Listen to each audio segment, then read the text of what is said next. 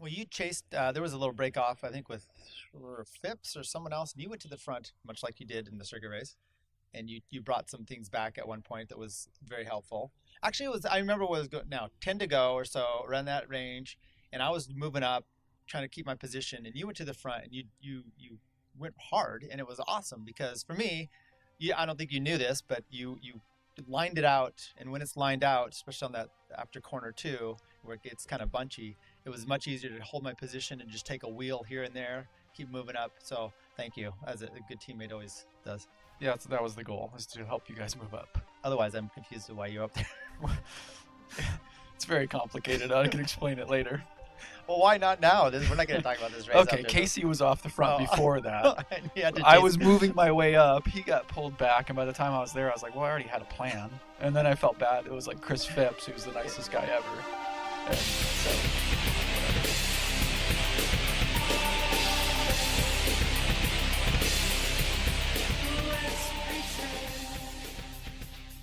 Between Two Wheels podcast. I think we're up to 49, episode 49. Depends how we categorize those last little bit. But anyway, welcome everybody.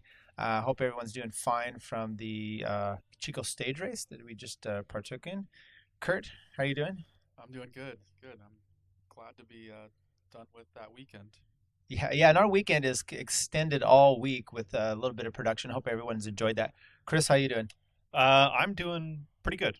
Pretty good. It's still a little tired, but I'm recovering. Did you get to crunch all the numbers from the weekend? You're stats man, of course, and my personal numbers I crunched. I don't know about others. Give us those. What happened with the weekend with your personal numbers? I rode farther than I have all year, and I did it in less time than I should have, and I'm really tired. So, good crunching there. Good crunching. But no, it was a lot of riding for me. I haven't put in a lot of time on the bike this season so far, so I think that was my biggest week of the year all year on the bike. Yeah, well done. And, everybody, no rain, so really escaped that, and I was appreciative. So last we did a little recap of the Piscenta stage race. I mean, the Piscenta road race itself. And then we had the time trial the next day and the crit. So, first of all, Chris, you did a really good time in the time trial. Curt, you put on clip-on bars and put out an effort. I was in between where I had a time trial bike and kind of put out an effort too. And timelines are kind of like that. But Chris, you had a good time. Why don't you walk us through kind of your take on the time trial since you actually care about it, and then we can go through some results real quick of some people. Yeah, I did okay. I was nowhere near as well prepped as I should have been for that time trial. I forgot my disc. I forgot my time trial helmet. I forgot my shoe covers, and I was borrowing a teammate's bike. So not a great prep effort on my part. But I've done the course before. I was familiar with it. It was really, really, really cold that morning. I think we were going off, and it was in the, we'll say, high 30s for temperature. Yeah, it was so cold. It was kind of a challenge of trying to fight staying warm and trying to be as aero as possible with your clothing choice. So I wore a skin suit and tried to selectively put some warming equipment on underneath, so a little base layer, arm warmers, but I didn't go with knee warmers, didn't go with gloves, and temperature-wise I was okay. I was kind of disappointed with the time relative to the effort that I put in for power. I've talked to a few folks, and they're like, it's difficult to compare year to year, but if I look at the last time I was out here, I was 1 second slower on 30 fewer watts. So it is what it is at the end of the day, but it was a tough time trial, and I was just happy to get it over with, especially having done the 90 miles the day before. Yeah, and people were, comparing you. I know you were talking about there's a canal time trial that's 10 miles, and you guys kind of do that, and you're comparing things. But you go through this circuit race, you do some travel, you do the 90 miles, and then you turn around and do a time trial. It's a little different than just setting up for a time trial. So. Oh, totally. And you're doing it early in the morning, so you're not that well rested. It's not an ideal set of circumstances to do the time trial, but everybody's doing it under the same circumstances, so it's a good one. I would like a breakdown from someone on, because you said it, I know some other people said it, that their time was similar or slower, but their watts were more. And kind of from a coach's perspective, I haven't even thought about why that is the case. I just know that people have said that. So anyway. Heavier. heavy. Yeah, like Watts if your per weight's kilo up, was- your watts are up, but maybe the overall speed is a little bit down. So we just heard. Well, no, I know Nate was one of them, and he's definitely lost some weight. So Yeah. And you're going through colder air, which is going to be a little more dense, so that's not ideal. The wind was probably coming out of a different direction because it's not a full loop. So there's a lot of other external factors that come into play in addition to just you pedaling the bike. Well, yeah, and also Nate had a time trial bike before too, and then you bought that from him, so that could play a role. Chris, I was going to ask you. You wore the body paint suit. Were you surprised how revealing the body paint suit was when 'Cause the we were. photographer? Well, in person, I didn't really notice it, but then I was looking Really? at like Alex Chu's photos and stuff, and I was like, "Whoa, like that!" Not really, because No. I have another one. So this isn't my first one. Your wife's got a camera too. Yeah, I've got a lot of pictures of that at Okay. home. But no, it's very thin in certain locations, and whether that's just for weight or breathability or ventilation and cooling, I Weight. don't know. Right. It looked like Those grams matter. it looked like a costume. let's go through It the. We could talk about some more, but let's just go through some of these results here for the time trial. Let's just start out with kind of from the top and run our way down. So, how about the men's category 3? You want to do the top 3 on there? Do you have those yet, or do you want me to do them for you? Give it a shot. Go for it. We'll start with that one. Okay, so Brian Kellison of Penn Velo Racing, some bicycles with a. I'm going to give some times on these so everyone can kind of compare. 21:28. Second place, Elias Lawson of Flywheel, 21:42. And then Mark Severy of Adventure's Edge, 21:54. You know, we had Stefan. I don't know that he did so great, and maybe that was due to we have a story out if you want to look at one of the last podcasts we have, and maybe you'll be able to tell why he didn't do such a good time trial. But anyways, those are the top 3 in the time trial. Can you recognize anybody there? I didn't. I was no. I don't. I don't recognize any of the names there. And no offense to them, but okay. So the 35 1 2 3 is a category we were actually in. Yeah, that was a speedy category. I mean, obviously you've got Dan Bryant in the mix. He's a former World Time Trial Masters champion, so he's got some good legs. And coming into it, we had Scott Giles had like a 1 minute lead, so we were thinking, you know, he can move as well on the time trial, so maybe that was going to be a thing. But he really extended himself, you know, for I want to say 30 some miles solo. Yeah, So- he put in a big effort the day before, so I'm sure he was going to the time trial hurting. But I think if we look at the 35 plus, we can go top 5. Yeah. So in 5th place, you got Jonathan Robkin. He came in at 21:33. He's with Pete's. 4th place, Jeremy Cottle. He's in at 21:31. He's with Touchstone Masters.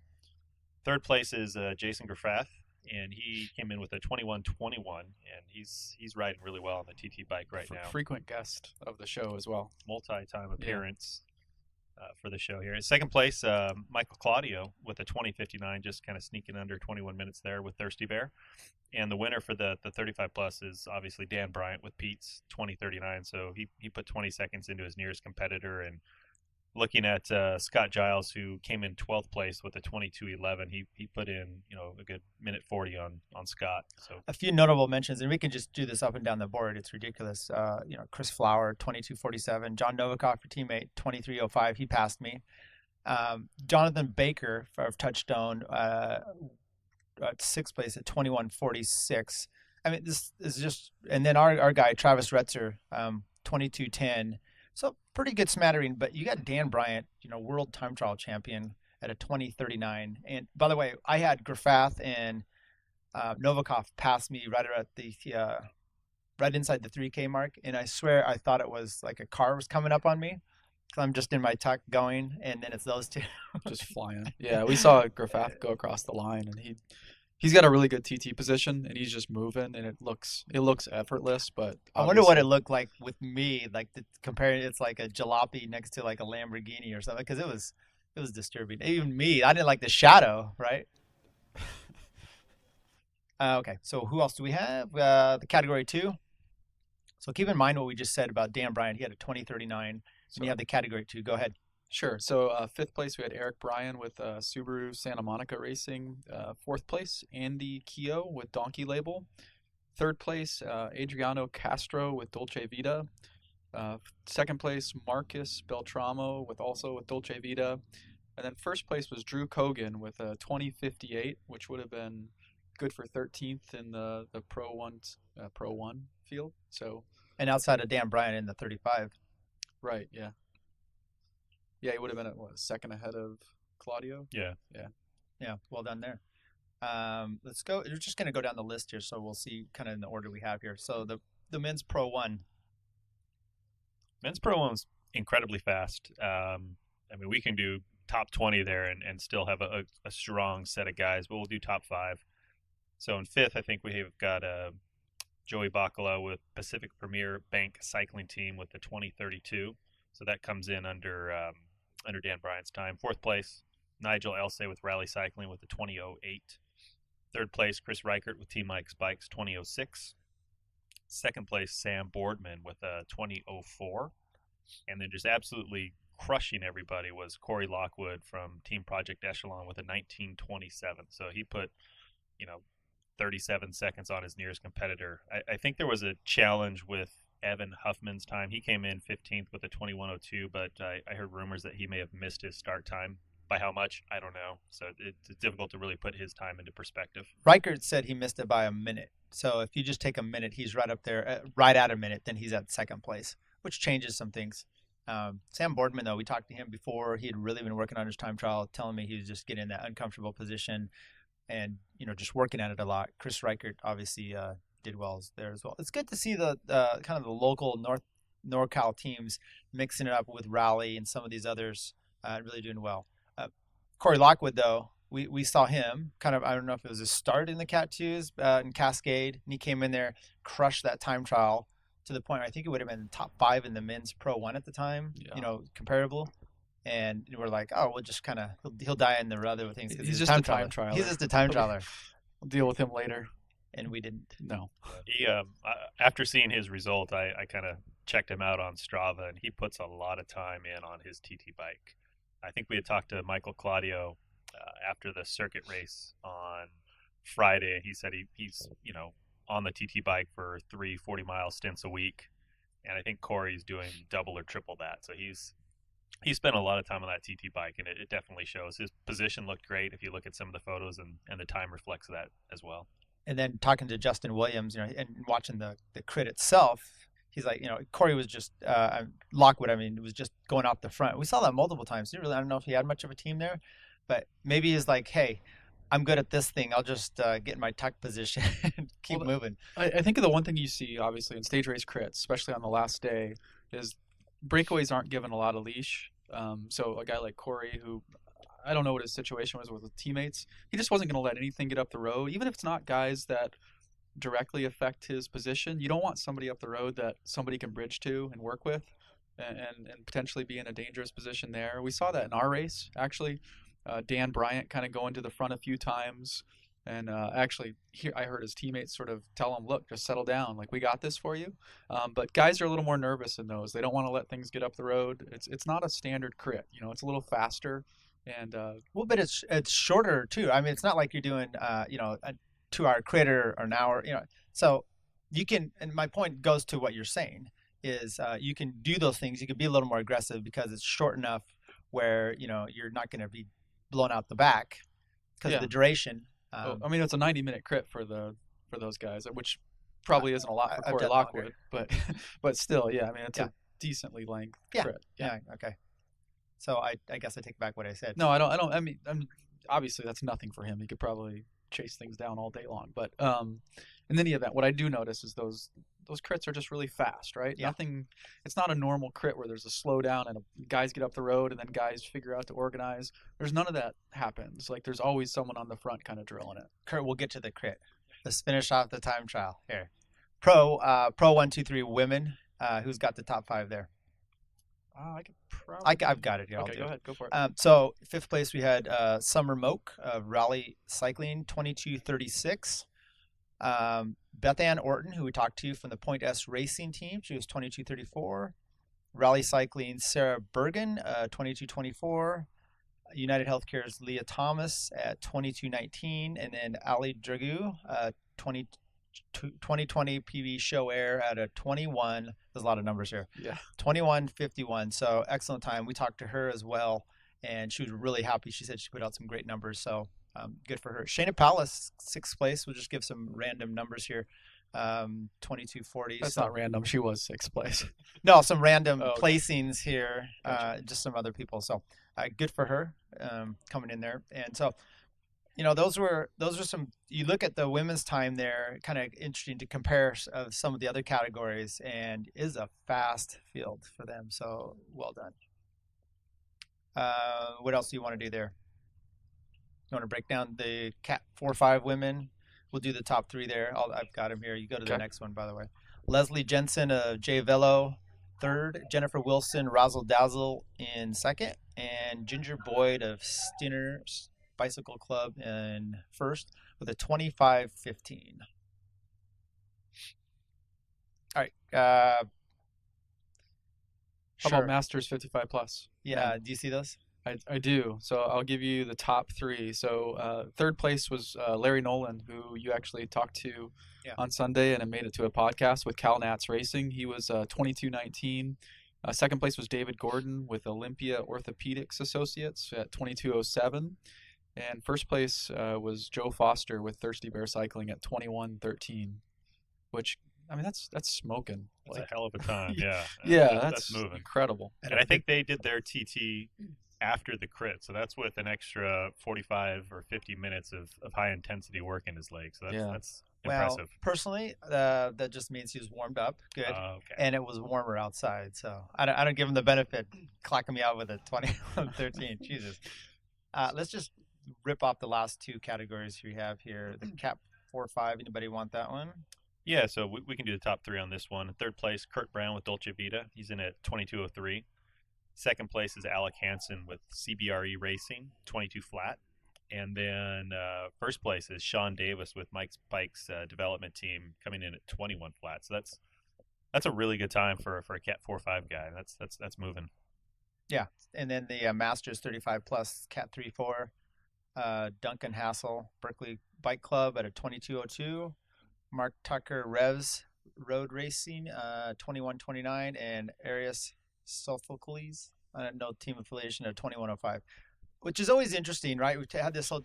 That's another smoking time. Yes, actually. and that's what I was going to say. This some of this discussion, about I'm not going to go up there. I'm not going to do these 45s or I race. All these weird little things they had. And then these guys come out and they smoke sometimes. Lance Loveday, he's in here at 8th place with a 23:37. That's not breaking the bank, but it's not nothing bad either. So anyway, congrats to everyone that went out and did show up. And then we head off to the crit. Now, how was your crit, Chris and Curt? I'll let Curt take this one. Mine is not that impressive. Yeah, I mean, you got called out a lot, though. I sure did. I've talked about the crit a little bit already. I was told to stop, but no, wisely. It was it was fast. Like, there's not, to me, it's not a real strategic crit. It's just guys are going to drill it the whole time, and that's kind of what happened. Ours was pretty uneventful. A guy or two would get up the road, and it would only get maybe 4 or 5 seconds, and then they would get chased back. That was kind of the way it went for me. Well, you chased. There was a little break off, I think, with Phipps or someone else, and you went to the front, much like you did in the circuit race, and you brought some things back at one point that was very helpful.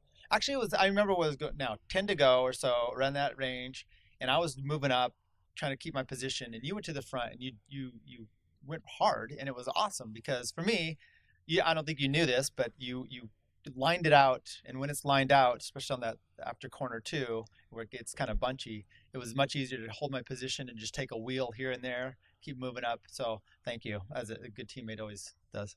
Yeah, that was the goal, is to help you guys move up. Otherwise, I'm confused as why you're up there. It's very complicated. I can explain it later.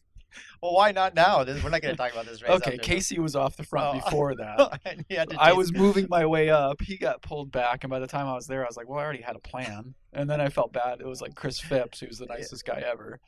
And so, whatever. Oh, sorry, Chris Phipps.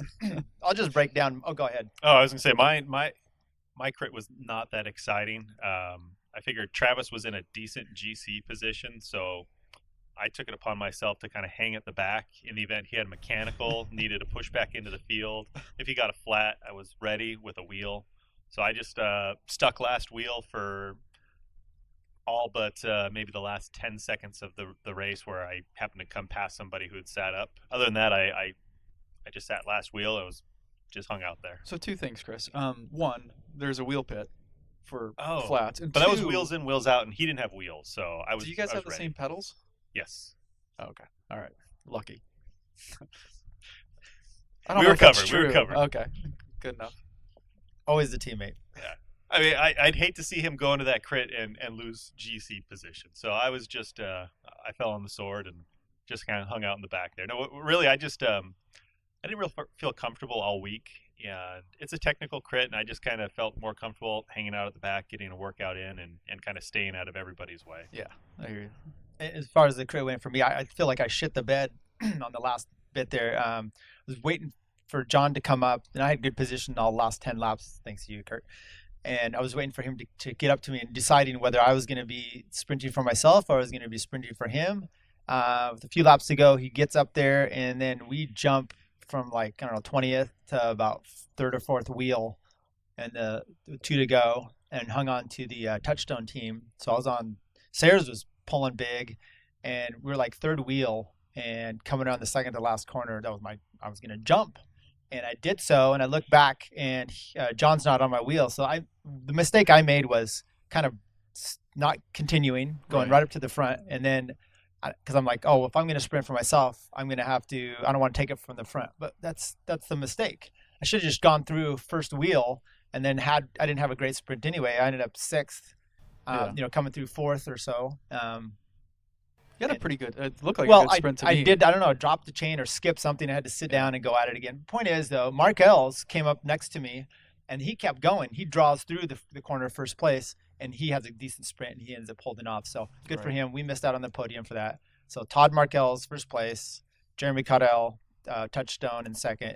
Touchstone really drove the last few laps, and that was good for them. Phil Tessero, a 3rd place. Cortex. Chris Baker, Touchstone Racing in 4th, and then Jonathan Baker, Touchstone Racing in 5th, and myself in 6th, and John Novikov in 8th.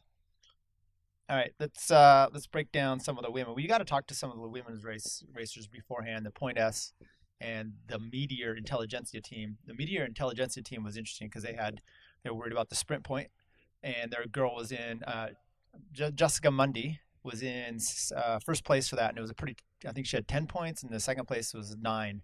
And so, do you remember hearing some of the action during the race, kind of the breakdown from the sprints?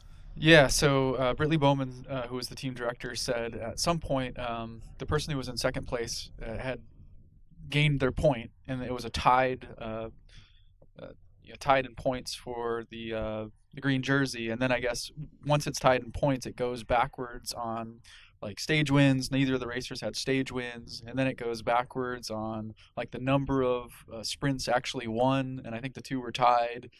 And then after that, I lost track of what decided it. It was rock, paper, scissors or something. I think it went to coin flip at that point.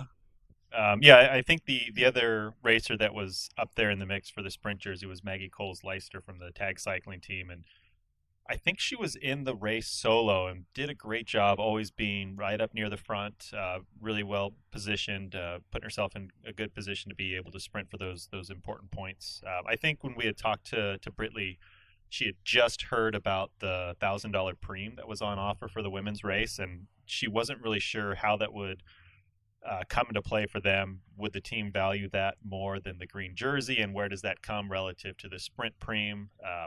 Because you don't want to blow everything and go for one and not the other, and so on and so forth. And I think it ended up getting taken by Loretta Hansen, I believe, from United Healthcare, got that. Okay. So it was an interesting race. It was cool to watch it play out. It was kind of cool to kind of have some of those behind the scenes details about the jersey race and who was in contention and be able to pay attention to that. Well, and then the result was Jessica Mundy ends up 4th place on the day. Her teammate Harriet Owen 3rd place, and I think you saying it was Maggie Coles-Leister. That's who you think it was. Well, she was 5th, so I mean it was close in there. Right. And then Loretta Hansen of United Healthcare in 2nd. Catherine Main gets the win for Rally. But it was pretty cool to see Jessica hold on to that, especially after we were talking to her. Got the sprint jersey, a little bit of pressure. You've been taking these intermediate sprints, and you kind of, okay, are those just ones that you're getting, or how's this going to play in the field sprint? And she pulled it out, and her teammate. So yeah, and did we mention she's from Australia? No, but every time I say Monday, I want to say Monday. Right. And I was hoping accent. during because you interviewed her, she was a part of that interview, Yeah. but you could have asked her about the Coriolis effect. I got Zimny. Damn it. Yeah. Take him. She might have had. She would know. So Do you remember when Bart Simpson called Australia, and he asked the kid, "Can you check which way is your water draining?" The kid was in Outback, and it took him like days to find out. Well, he had to go ask the neighbors what it was. Yeah, He checked his own house, and he had to go. Yeah, check and then the he got neighbor. a call a phone bill that was a lot of money. But so who ended up winning overall for the women? Ali Dragoon. Yeah. Then we talked to her as well. 2020 show air. Good for them. Which one next? Min Pro 1. Who's got that? Oh, how deep do you want to go? We can go 5 deep on Let's that. go 5 deep on that. So top 5 would be 5th place, Alessandro Prani from Dolce Vita. 4th place was Corey Williams with the Elevate KHS team. 3rd place was Quentin Kirby with Mark Pro. 2nd place is Scott Law. He's also with Elevate KHS, and the winner was Justin Williams with Williams Racing. So it was a pretty exciting race. I think it was. You guys said it was 90 minutes thereabouts. Yeah, it was. Okay. Yeah. So a lot of time for the race to develop, and a lot of time for different moves to take shape. And I think it wasn't until maybe the last 25 minutes that the real move of the day got away. I think it started off with the Dolce Vita rider, and I don't know who was up there with him. But Quentin Kirby was. Was it Quentin Kirby? I don't know about to begin with, but Okay. in the overall scheme, he was up there, and then he ends up 3rd in the sprint too. Field sprint. I think they ended up being as big as maybe a group of 8 that were up the road. And I think they had 20 seconds at one point, and everybody looked to KHS to pull it back, and they put in a big amount of effort in the last 10-15 minutes to pull that back, and I think they caught them at turn 4. Well, Justin Williams actually said they caught them 50 meters after turn 6. Oh wow, okay. So it was on the finish stretch right there in the sprint. Yeah, that interview actually gives a really good breakdown of how that all went. In fact, Scott Law, who ends up getting 2nd, he said was taking an inside line and then maybe got blocked a little by the breakaway that was obviously coming back into the field. And I think he says a little bit of balls and a little bit of luck, and he just closed his eyes and went through the corner, and it kept his momentum, and that ended up making the difference in that sprint. So it was impressive. Yeah, and maybe that's why you see Quentin Kirby getting 3rd place. He had enough position coming around there, and a little bit of legs left in him to pull that out. So I was looking at Quentin Kirby. That guy's been doing some amazing racing so far this year. I think he was down in like South America earlier, and he's had results all year long. And then to do what he did out of that break and still have a sprint, I mean that's very impressive, because those guys were coming up on them fast. And he won the road race. And he won the road race. And he doesn't look like a sprinter to Right. me. Like I expect him to win the road race just by the looks. But So Mark Pro really comes out kind of on top of, I guess you'd say even on top of Mike's bikes, with 1st and 2nd in the road race, 3rd here, 2nd overall, 2nd on the time trial. Pretty stellar. I mean, Chris Reichert and his team, though, they dug in for just one guy, and he produced all weekend as well. So yeah, I mean, Reichert ended up 3rd overall. So Yeah. it was a good weekend for both those teams. Lockhart winning, 2nd Sam Boardman, 3rd Chris Reichert. Pretty cool podium. And then there was a Velo kid. I should have looked to see who exactly it was, because he was the young jersey winner, and Justin Williams getting the sprint jersey as well. Any other crits? Let's do the Cat 2s real quick, and then the 3s. Yeah, so in the Cat 2, we'll go top 5 again. John Franz took 5th place, Davis Bike Club guy. He's a regular on the River Ride and the Wednesday night ride out here in Folsom. Nice kid. Yes, very, very good rider. 4th place, Mark Morton with A Main Cycling Team. He's had a good season. And he goes by Jeff. Does According okay. to their Don't you team. get that? Come on, Mark is just short for Jeff. No. Oh, Jeff is short for Mark. Sorry. I know it is strange, but I remember that he kept calling him Jeff Morton, and Understood. but he's registered as Mark. Sure. Okay. 3rd place, Jacob Okamoto, and he's from Donkey Label Racing.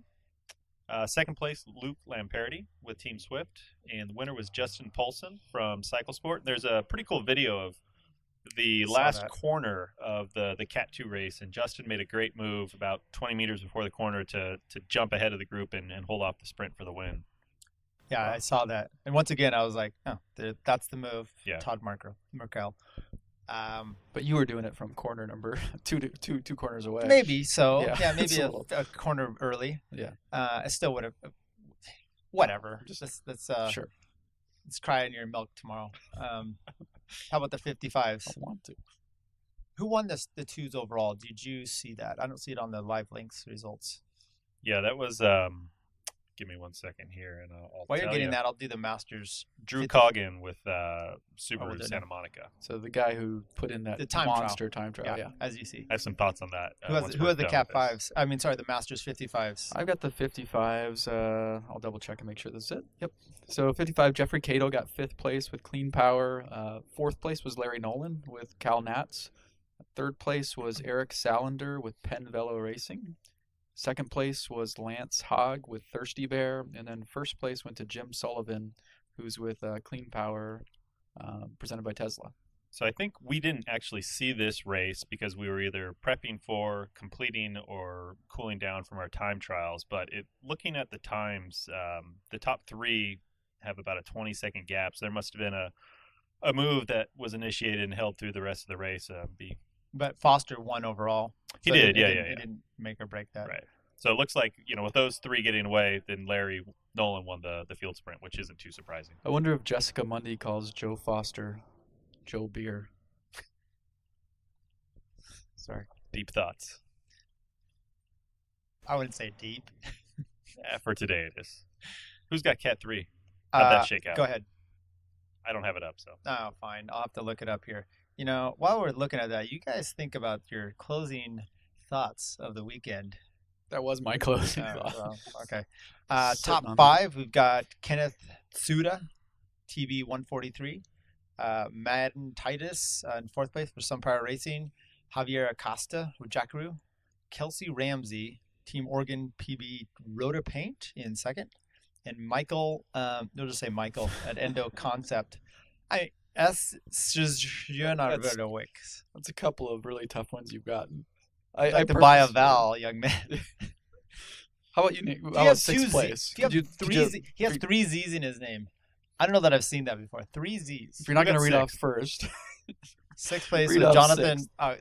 What's wrong with it? No Z's, but that's not a real name. This is coming from Tyler Janke, spelled Janke. And then our buddy,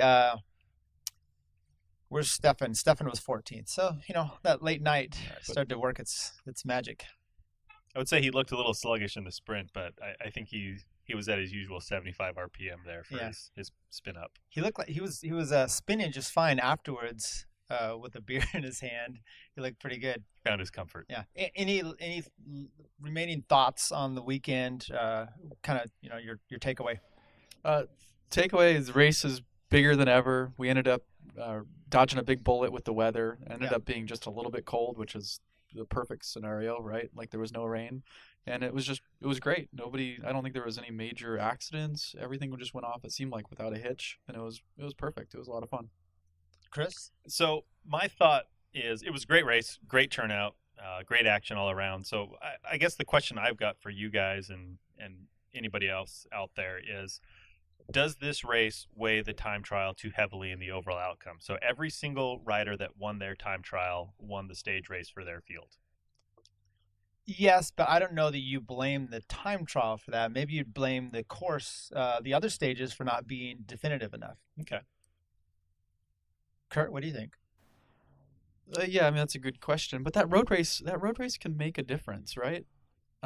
I mean, the time trial obviously comes at the end, so that played a role. Chris, obviously you've done a deeper analysis of this than any of us have done, right? Like we just spent 15 seconds on it in the background here. Good job. Well, we don't have GC results as far as I'm concerned, so I didn't know. I didn't know who won each one. But that's a good point. But that road race is a heck of a road race. It is. It really is.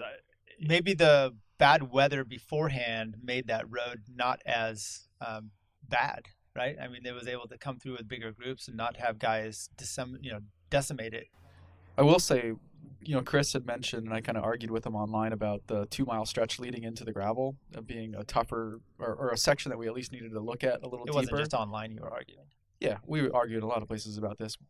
I think he was right. So that segment with the weather and the way that gravel was ended up being a tougher segment, and then certainly I gave it credit for. So Yeah, it looked like the road had kind of elevated to a new stage of disrepair. There were some magical potholes out there that I don't recall being as extensive or deep, and water bottles flying everywhere, trying to pick a line. It was easy to find yourself going from fifth wheel to 50th wheel in a matter of seconds. So it played a part, and I think it's a challenge. Yeah. Our second time through, there was some bikes on the side, bottles, car on one side, a young girl running across the road. I think it was. No, you two weren't there. Yeah, so someone was out there. Ouch. Oh, hey. Go on. Anyway, it was bad. So yeah, I don't. My takeaway is the race came off. It seemed like you said, it seems almost bigger and better than ever. I'd like to have see how the next year goes. A lot of fun. Work on that time trial. Yay. No, it was fun doing what we do and this breakdown, simply for the fact that talking to some of the people before, after, gives you a little bit different appreciation for kind of what they're going through, especially the two or three women's teams that we talked to before their crit, and getting to see how that played out. So it's pretty enjoyable. Yeah, What about it was cool to actually. The women's teams were refreshing. We deal with masters racing a lot, and you kind of get jaded with that whole scene. And the women's teams who are all just there for the sport, and they're fighting for sponsors. And in this case, they had traveled either from Oregon or the East Coast to show up at this race and race bikes. It was cool, and it was fun to listen to them talk about bike racing the way I think we all want to look at it all the time. So yeah, cool. I agree. Yeah, definitely. You have one more thing. No, I was just say for the overall stage winners, I think one way to look at it is just go back and look at whoever won the time trial. That's who won the GC. But I could run through those really quickly here. For the men's pro, obviously Corey Lockwood won the GC there. Men's 35 plus 3-4, Eris Sophocles won the GC. The Cat 1-2-3-4 55 plus, Joe Foster with Thirsty Bear. For the 35 plus 1-2-3, Dan Bryant, Pete's Coffee. For the men's 4-5, Sean Davis with Mike's Bikes Development. For the threes, Brian Kellison with Penn Velo. In the twos, Drew Coggin with Subaru Santa Monica. In the women's P123, Ali Dragoo with 2020. And in the women's 3-4-5, Ginger Boyd with Stinner Bicycle Club. So kudos to all those GC winners on probably NorCal's most dominant race. Yeah, really. Quickly, we'll cap off. There's a few things coming up. There's the Santa Cruz Classic, great race coming up this weekend in Santa Cruz, and probably not going to make it myself, but there's a good one. And then we've got Copperopolis the next weekend, and then coming up we also have the mid. My calendar just went completely. April. Yeah, mid-April we have Auburn, Winchester, but we also have the Sequoia Classic down in Visalia. Our buddy Sean Bagley, I think, is one guy putting it on. We'll try to get a hold of him still and pump that race up. So if you're in that area, go down to Visalia. If you're up here and you like climbing more, or if you're down there, whatever you like climbing more, come up here for that weekend. You guys have any other races on your calendar in your mind that you want to talk about real quick? No, I don't have any other races. Negative. Yeah, sorry, Tyler. I'm still trying to recover from the last one. There's a fog from Chico still. Total fog from Chico. So, why don't you announce what we've done online, new ways to find us? Oh, Curt. so yeah, what have we done? What have we done online, Tyler? Not the one on the dark web. Okay. Yeah, we don't announce that. You just find us. Yeah, so we're on Twitter. You Google shit the bed. We didn't just do that. That's something we've done a long time ago. Yeah, we're on Twitter. We're on Instagram. You can find us. I think it's just B2 _W _podcast, or if you search for Between Two Wheels, you can find us either way there. And it's just another way to communicate. It's a little bit different than Facebook. We might do a little more with the Twitter than we do the others, I would probably guess. But yeah, just a couple more ways to get in touch with us. Yeah, so the point is, some of those have been under my name before, and we're trying to branch out to have our team thing just a little bit better, so I could start posting pictures of my kids again. Yeah, it was getting a little creepy. Well, I wouldn't say that. Fine, we'll post something on the between. Anyway, so look for us there, the Facebook page, also YouTube. We'll keep some things going. Got a lot of fun things going in the pipe for the rest of the year. give us a shout out for whatever you like. Maybe we'll have some sort of quiz or little, I don't know, about some sort of thing to get. You guys want a free T-shirt? I've got a shirt I can give you. Do we have a T-shirt? Well used. Yeah. No, actually, it's in a bag. It's in a bag. It says Boise.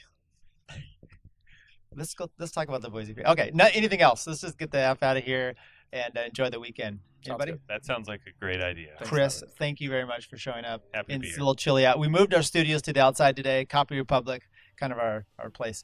Curt, anything else? Thanks. No, thank you. Yeah, it was fun. All right, thank you. See ya.